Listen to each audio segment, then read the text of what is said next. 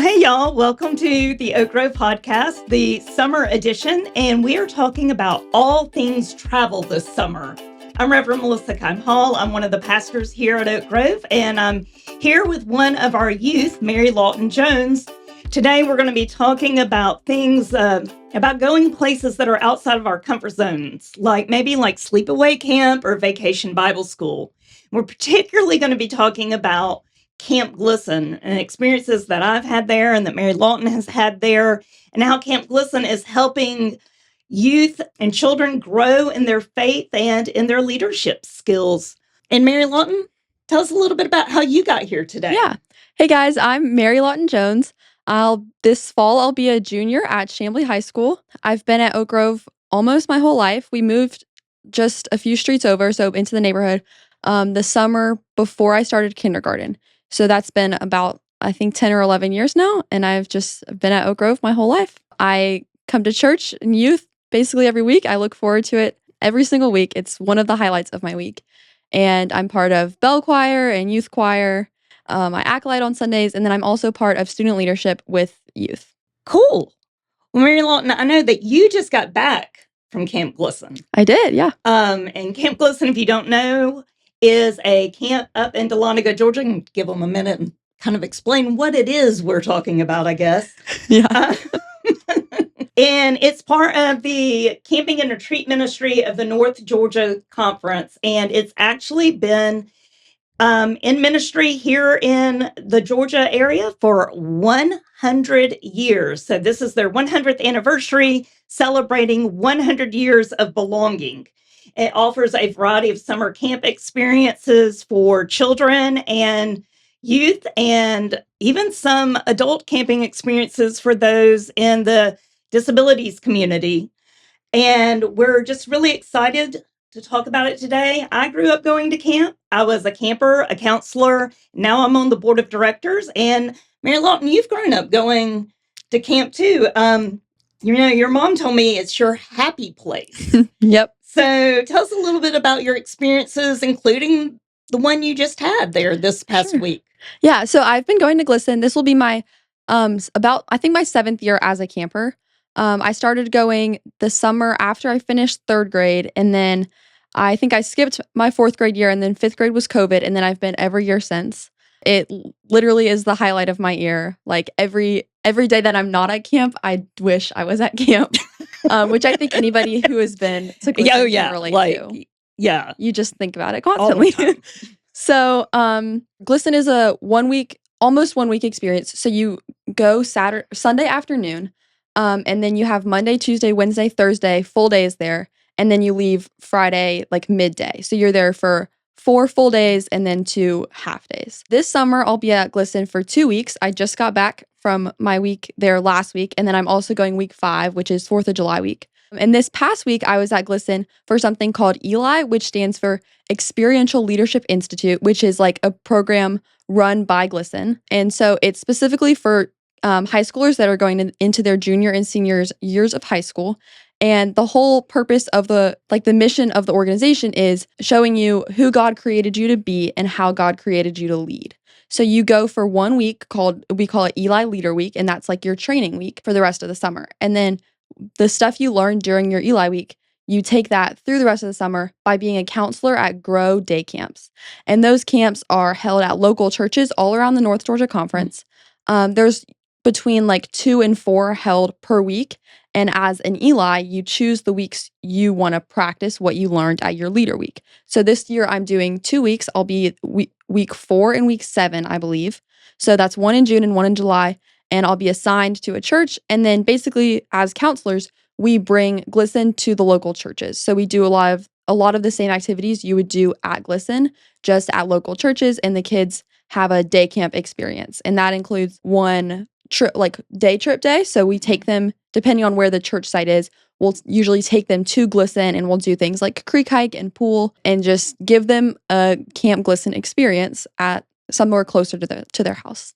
I love that. I love it. They can get the experience and kind of an introduction to camp without maybe necessarily having to take that first big leap into staying at camp. And you said that Eli is talking with y'all about what God has created you to be and how God created you to lead. And I think that is just incredible. I think that's something you'll carry forward with you over the years. I know my experiences at camp still impact me today. If you ever notice on Sundays when I do the benediction, particularly in modern, the last thing I say after the benediction is depart to serve. And I didn't even realize that I was doing it until I was 1 week when Russell was here, Russell Davis, who's the director at Camp Glisson. And he laughed when I said it. And I was like, oh my gosh. And he's like, yeah, that's what's on the sign for the path of silence on the other side. And I said, yeah, it is. I said, it's such a part of my DNA that I've never even realized that that's something that I was carrying with me from camp. And it's all these years later, it's still just part of who I am. So I'm curious, like, how do you think what you learned at Eli and even from your own experiences as a camper will impact how you like interact with campers at the Grow Day camps, or maybe even as like a leader in VBS in the coming weeks? Yeah. So one thing that we really talked about a lot at this past week was that everyone has different gifts. So we talked about how the world typically sees leaders as people who are ambitious or outgoing, very charismatic, the things that the world typically associates with leaders. But we talked about how leaders that we've experienced through like camp ministries are often so much different than that. And we talked about like aspects like kindness or being understanding and sympathetic and things like that that are more targeted towards like relationships. And so I think that was really cool about talking about how everyone brings different gifts to the table. And so one thing we did was before we came to Eli Week, we took a Clifton Strengths test. So it was probably like 60 or 80 questions. And it was, it gave you, at the end, it gave you 5 strengths that were targeted to you. And the ones that it gave me were like spot on. Like those were like, yeah, I could look at those and be like, yeah, I think I'm very strong at all of those things. And then one thing that the Eli program does is when I'm going to be a counselor at Grow Day camps, they're going to partner me with someone who has completely different set of strengths than me. So I'll be working the whole week with someone who doesn't bring the same things to the table that I bring. And I think that's really important because it's so easy to try to push yourself to like fill in your gaps and try to like work towards the things that you are weakest at. And while that is good, it's also important to recognize that other people bring those strengths to the table. And it's important to let them lead in those ways and you can lead in other ways so that together you can like lead with others. And so it's not just all about you.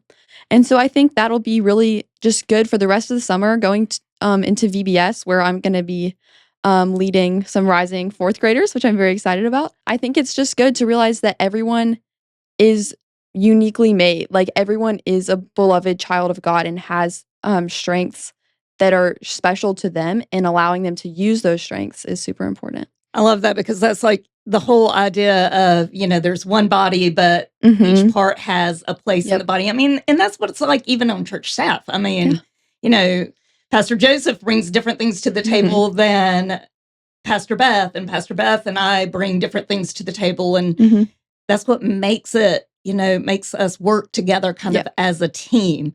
Now, I know that when you went last week that you weren't the only person here from like the Oak Grove team, if I wanted to say, that went to Eli to be to learn. So who else was with you?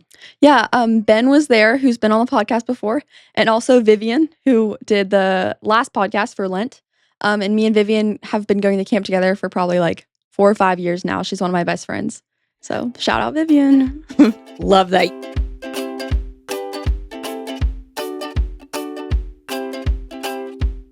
Yeah, I was talking to Vivian on Sunday, and she was making me laugh because she's like, I realized all the things that I forgot to take to camp this past week when I was at Eli. She's like, but now I get to go back later on this summer and I won't forget those things. And I was like, yeah, there's nothing like getting to camp and being like, where is? And you have no idea. And then you're like, oh, yeah, I left that at home. Matter of fact, this morning I had a button that said depart to serve. And I was going to wear it on the podcast. And I'm pretty sure it's still sitting on my dining room table, because whenever we go somewhere, we have to pack things that we're going to carry with us. We usually get there and we realize that there are some things that we may be left behind. When we leave, we realize that maybe we're going to leave some things there in that place. Like when we go on a mission trip or something, we may leave some things and then we bring back some new things. But thinking about that, that's all in a physical sense. But if we think about that metaphorically, what things did you maybe like carry with you to camp, or did you leave something there at camp that you had brought with you, or what things did you bring back that were new? Yeah. So I think everyone who has been to honestly any kind of summer camp can kind of relate to this. I feel like when you go to camp, you're leaving the outside world behind and you create this kind of bubble there where we don't have our phones. You get letters, but you don't really have a lot of contact with the outside world. And it's truly the people who love camp, I think they love it for this reason. It's this perfect little bubble where you are just like living in the moment with the people that you're there with. You're not really thinking about the things going on in the outside world or like the problems that you're facing outside of camp. It's all so in the moment. So I think that's something that you definitely leave behind at home. You leave behind a lot of the things, just the little things that are weighing on you. And you come to this place and you are meeting new people and you're doing new things. And it's such a good distraction and like a reminder of the things that like really matter. And then I would also say that you bring home so much more than you leave with, if that makes sense. I think when you go to camp, for me, it's such like a rejuvenating, like it's such a good reminder of, like I said, the things that truly matter.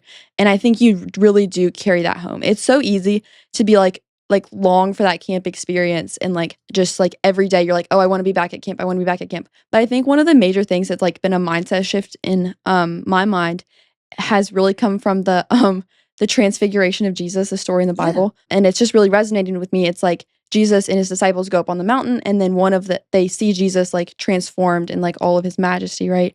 And then I think that's kind of this mountaintop experience that you experience at camp. But then Jesus is like the next moment, or one of them is like, we need to stay here. And Jesus takes them all back down the mountain. And I think that has just really stuck with me. It's like even though you might experience God so like personally on this like mountaintop, you have to take it back down to real life. And once you realize that the things you experience at camp don't have to just be a camp thing. It can be a real life thing. Yeah. You can take it into your everyday life and that can be how you live your life. And I think that has been so like transformational in my life. Right. That how I live at camp can be how I live every single day. Right.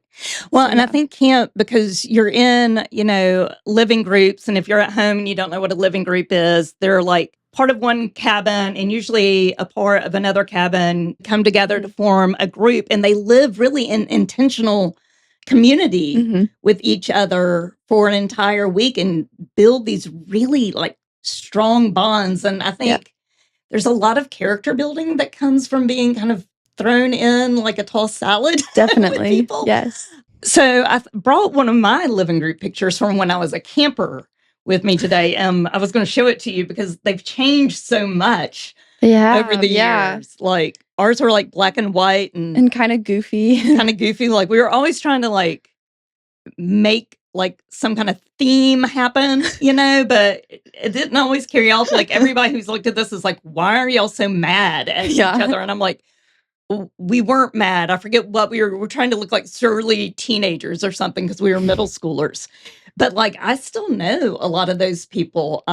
Like we're friends, and some of us were even counselors together. Matter of fact, there are 3 people in that picture, myself and 2 others, and we all were on camp staff together. That's awesome. When we got older, and then on the back is like where we used to like write our notes to each other, and they're also like awkward middle school notes, like it was so cool to meet you. Yep.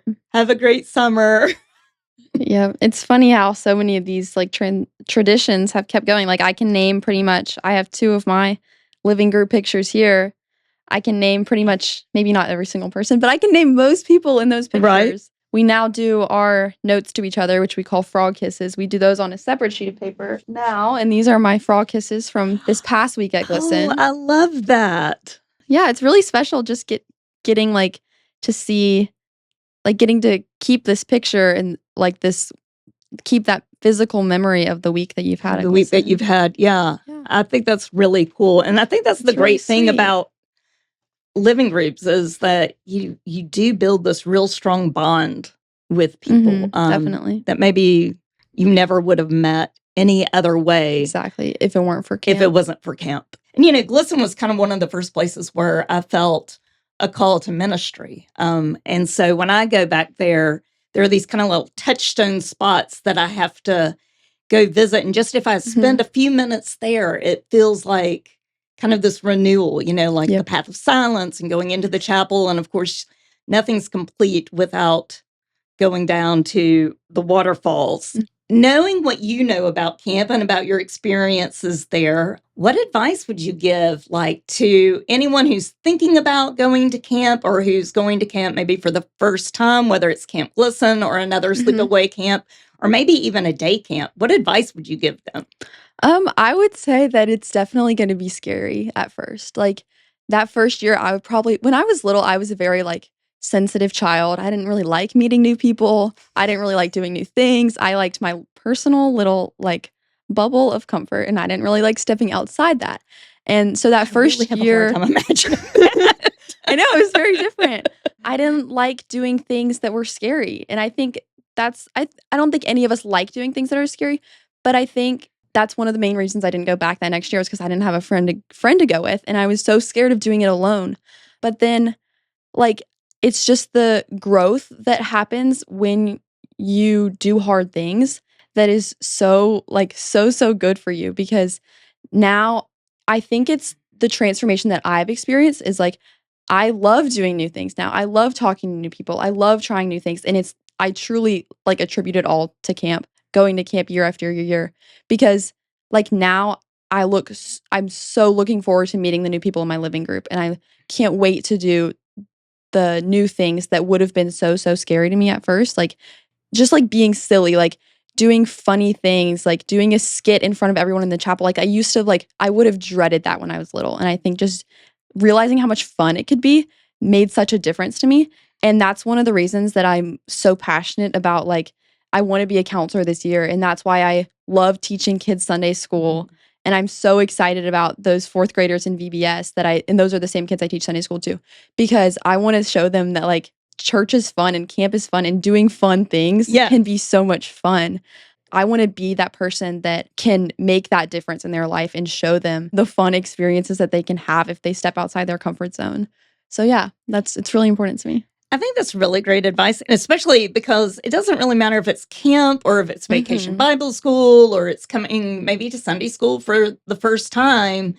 You've had that experience, so you can use that to help people find kind of their comfort zone in a place where maybe they don't feel so comfortable at first. And you understand that you have a level of, I guess you would almost say, empathy for how they might be feeling at the present times.